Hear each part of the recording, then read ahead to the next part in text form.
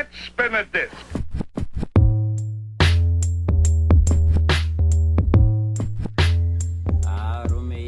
I'm trying to rebuild my ministry. So kuramba ndichinzira ndakasiyana nazvo. And munguva zvinombondibata hangu, but I think for the past year you can see I have grown and I've become a different man. Loving my wife, and I just had a wedding to restart my marriage. Zokamboita zvemepo semurume. Tangidza kuti zero. I'm live with. Tangidza kuti zero. Oda mukadzi wako omuitira mumwe mutatu wafara, then you live a life yekuti iye anoona kuti it's plain. So I did that with my wife. Nane motikari dzangu about 8 cars. I gave 3 cars. Then I sold other cars and donated to orphanages money. I'm trying to live a life a life in a minute. Zimbabwe I've never really wrong to my men of God. But from Deuschle, I believe it good pastors for ED. Makandibata, because I love my president ED. And I got some 4 kids and out about his wife, so I want to say sorry to Pastor from Deuschle.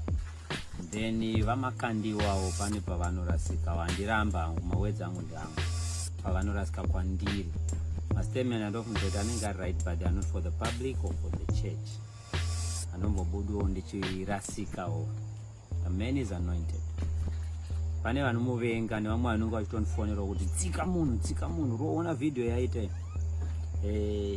This video I want to say sorry kuna baba prophet wa Makandiwa. It's not my place to say things on public. I'm sorry. And I just want to change for the better. I bought a building, a 14 million. You can Google my new building.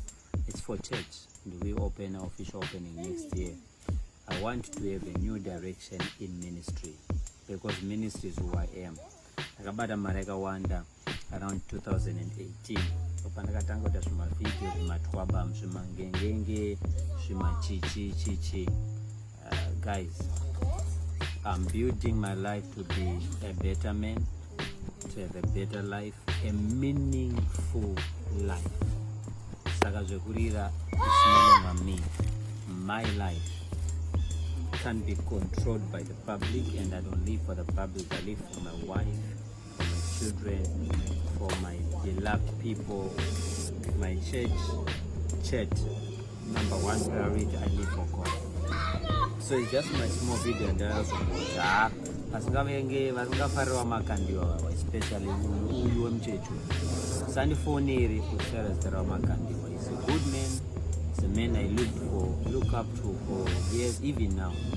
Pane pamwe personal panonoti aiwa mastatements aya, but it's him and his revelation. Everyone has his own opinion in the Bible, his own revelation in the Bible. Mama revelation mahombe kuti vamwe vanzwisise.